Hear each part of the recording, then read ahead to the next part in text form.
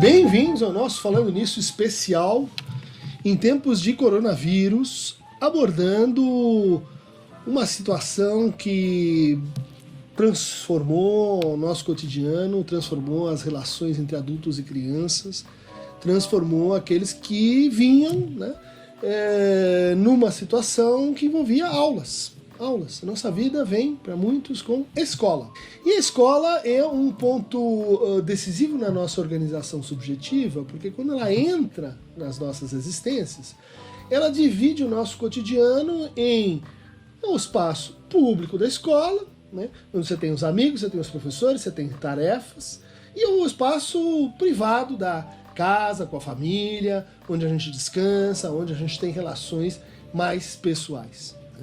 Então a primeira modificação que a gente tem com essa situação de isolamento, de recolhimento dentro de casa, aliás, sem dúvida quanto a isso, ficar em casa. Nada de sair por aí com carreatas, com delírios de negação, porque isso é grave, é grave para o país, mas é também grave para a nossa relação aqui que estamos falando com as nossas crianças. Porque, antes de tudo, elas vão sentir essa quebra, elas vão tentar ler o que está acontecendo a partir do olhar dos pais. E nessa hora, se elas encontrarem no olhar dos pais um desejo de negação, o pânico, ou, enfim, essa ideia de que vai continuar tudo igual porque nada está acontecendo, é muito provável que isso prive as crianças do trabalho de se reencontrar subjetiva e objetivamente nessa situação. Por isso, vou recorrer aqui a um conselho de uma psicanalista muito importante para a minha geração, chamada Françoise Dolto. De certa forma, acolheu os franceses durante a ocupação alemã e adotou, ela foi uma das responsáveis pela carta do Papai Noel. Uma vez que as autoridades procuraram ela dizendo: esse Natal a gente não tem nada, o que vai acontecer? Nossas crianças vão ficar decepcionadas. E ela disse: muito mais importante que os presentes é a relação de desejo, de esperança, de sonho, de narrativa com o Papai Noel. E então convocou os Correios franceses a receberem e depois devolverem as cartas do Papai Noel, que tenho certeza foi um Natal inesquecível naquela ocasião. Mas Françoise Dolto tinha uma outra consideração muito importante, que é a seguinte: diga sempre a verdade para as crianças. Primeiro, porque elas intuem a verdade, elas sabem a verdade. A gente não consegue mentir para alguém que é tão próximo, que vive ali com a gente. A mentira ela não sobrevive. Só que como a criança saca a verdade sem ter os termos para enunciá-la, muitas vezes a verdade vai aparecer como um sintoma, como uma ansiedade, como uma angústia, como algo assim muito inexplicável, que é a forma que a criança encontra para devolver essa verdade que ela captou como uma verdade impronunciável. Então, nesse momento, nós temos uma tarefa aqui pela frente, que é de reconstituir o cotidiano. Reconstituir, e aí eu presto atenção, assim, estou insistindo com vocês, importante manter essa separação, a escola e a casa. Os pais e responsáveis e cuidadores, eles estão convocados a ajudar seus filhos a fazerem lição, a participarem da vida escolar, mas, que fique bem claro, isso não deve significar que agora estamos todos juntos o tempo todo na escola. Não. A escola, inclusive muitas crianças fazem assim. O pai e a mãe perguntam como foi na escola, ela diz: não quero falar, você não entra aí, essa é a minha área onde eu que dou as cartas e eu tenho os meus amigos. Vamos respeitar isso. As crianças já estão muito abaladas com a situação para a gente passar por cima também da experiência singular que cada uma delas tem com a escola. Segundo ponto é que o nosso afã negacionista de dizer: olha, eu não vou perder nada, tudo vai continuar como está, eu quero os meus direitos, enfim, essas reações que são compreensíveis, mas elas são reações, elas não são de fato ações sobre a situação que a gente está enfrentando. Elas devem levar em conta o seguinte: aulas virtuais, aulas à distância, aulas gravadas, não são como as aulas presenciais. Elas são outra coisa. E elas são outra coisa porque nós estamos falando em linguagens distintas. A linguagem digital ela tem uma temporalidade, ela tem uma enunciação, ela tem um volume, ela tem uma experiência cognitiva e subjetiva diferente da linguagem que está em curso numa sala de aula. Então, não queiram imaginar que aquilo que vocês estão vendo, aquilo é a sala de aula. Aquilo é uma invenção, aquilo é um esforço de guerra dos nossos professores para conseguirem manter esse ponto em que a criança ela vai ter no seu cotidiano algo que fazer, né? Algo que tem em vista assim, o seu desenvolvimento cognitivo, que mantém o laço dela com os outros colegas de escola, que mantém o laço dela com o professor, mas que é outra coisa, é um arremedo. Então, nessa hora, muito importante a gente ser tolerante conosco mesmo, com os outros, com os nossos filhos, para poder aprender com as experiências novas, com as práticas que estão aí em curso. Todas as escolas do Brasil estão tentando, à sua maneira, encontrar uma solução. Algumas melhores, outras piores, mas não dá para a gente imaginar que a gente vai passar de um universo para outro sem um tempo relativamente longo de discussão, de entendimento, de avaliação dessa experiência. O primeiro aspecto mais saliente disso é que ninguém aguenta a mesma carga horária. Nem o professor aguenta planejar, gravar, estar online para a discussão de perguntas, aprender a tecnologia necessária para fazer frente a essas plataformas, né? Zoom, Google Teams, Hangout, que estão sendo usadas. Qual é melhor a gente não sabe, algumas são mais adequadas para uma coisa, outra para outra. Então essa ideia de uma tolerância e de deixar a experiência falar, ela é muito importante. Ela é muito importante porque ela deixa aparecer também outras formas de fazer a nossa partilha social dos nossos afetos. Né? Como os nossos afetos são vividos individualmente e que no movimento estão muito concentrados em torno do medo e da angústia. Né? E veja que esse medo e angústia ele se soma aos sofrimentos que a gente já estava, enfim, em curso, e que se a gente consegue respeitar a temporalidade da criança, dos pais, do trabalho dos pais, dos professores, é possível que daí surja uma partilha do medo e da angústia que nos leve para a solidariedade, para a humildade diante da tarefa, diante da magnitude da tarefa, né?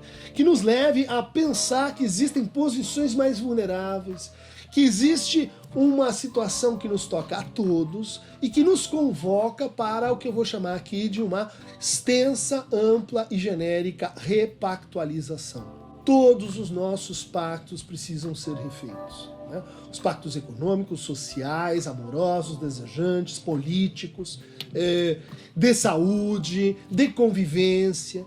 E não vai ter a lei para a gente dizer assim, jogar na cara do outro, eu tenho direito, porque eu sou dono. Pare com isso. Pare com isso, porque é um momento de valorização da palavra, é um momento da gente encontrar o nosso meio termo entre as coisas. É possível que quem tem mais vai entrar com mais, quem tem menos vai entrar com menos, mas é possível. Não é necessário, não vai ser pela força da lei, não vai ser pela imposição que isso vai acontecer nesse nosso pequeno universo aí, que eu tenho acompanhado, diversas escolas, né, pelo país, todas elas se preocupando com qual é a melhor solução para esse impasse. Vamos pensar que crianças são seres extremamente resilientes.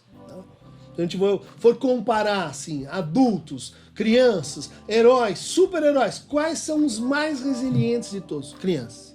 Se você dá as condições mínimas para ela atravessar uma experiência, por mais traumática que essa experiência seja, ela volta no seu volume, ela volta no seu lugar, ela consegue atravessar aquilo e integrar aquilo como parte da sua história. Nós estamos vivendo aqui o que pode ser e que provavelmente será um momento único na vida dessa geração, que vai se transformar, se tudo der certo, numa grande história. Era assim que a gente acompanhava as grandes narrativas de guerra. Elas eram histórias sofridas, perdas, né?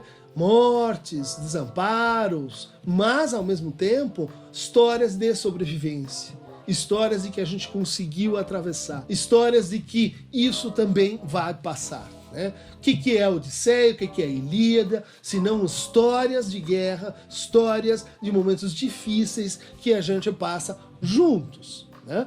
Ilíada, Odisseia, eu lembro vocês, é a história de gregos e troianos, é a história de uma guerra, mas é a história de uma embarcação, né? De um conjunto de naves, né?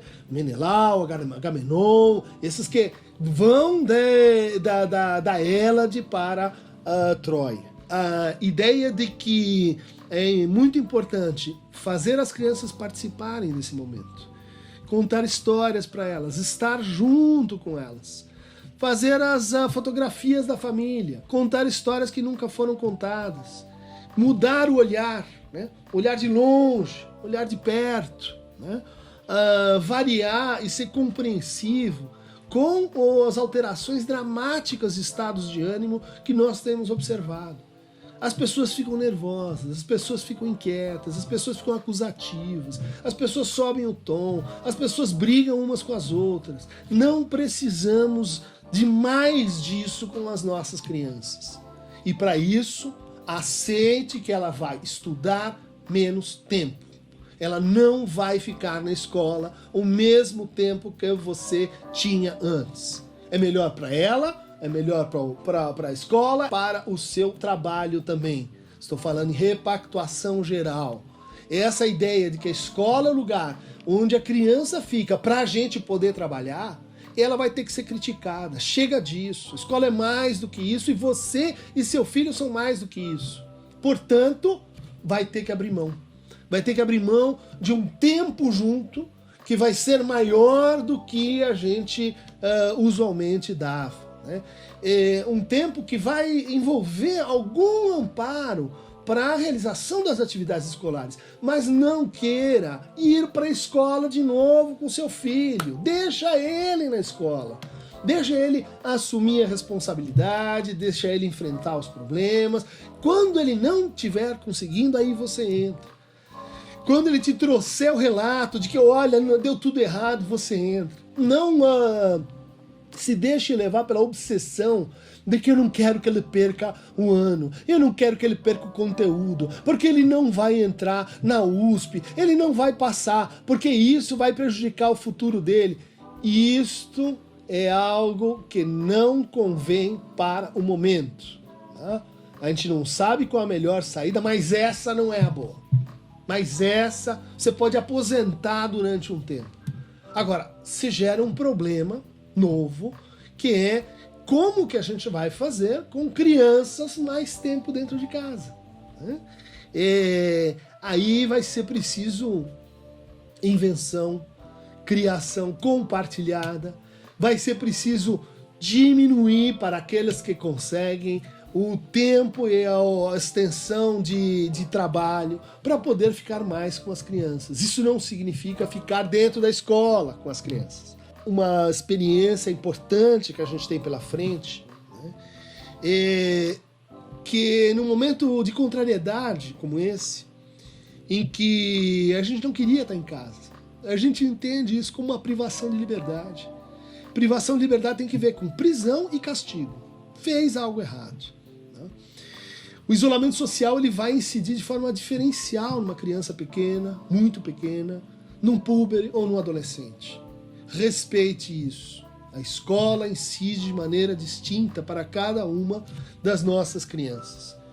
O EAD, o ensino à distância, homeschooling, vocês estão vendo quão precário é isso. Não caia nessa marmelada de achar que é bom, vai ser tudo muito melhor e mais barato, porque não vai ser. Né? Quer dizer, é outra linguagem, é outra experiência cognitiva, é outro modelo de aprendizagem e nós precisamos partir da realização do fato de que estamos no novo. Isso não é um transporte do velho, isso é um novo. Isso envolve, então, uma repactuação de todos os assuntos concernentes à escola, inclusive fazer lição. É muito importante que nessa briga, nessa tensão, que a gente vai se produzir. Por quê? Porque entendendo o isolamento social como uma privação, a gente vai querer culpados. A gente vai pegar aquelas populações e aquelas situações mais vulneráveis e a gente vai querer fazer com que elas paguem a conta. A gente vai deslocar para ela nossa ira, nossa contrariedade, nosso desejo de punir alguém. Por favor, nossas crianças merecem mais do que isso, né? Então, nessa briga entre escolas e família, não façam com que os professores paguem a conta. Os professores estão se desdobrando, eles estão diante de uma tarefa nova, que vai demorar e que vai redundar num outro tipo de ensino. Então, se a gente não puder repactuar isso para esta nova situação, afinal, o que é que nós vamos aprender com ela? Nada. Por favor, você quer contar uma boa história?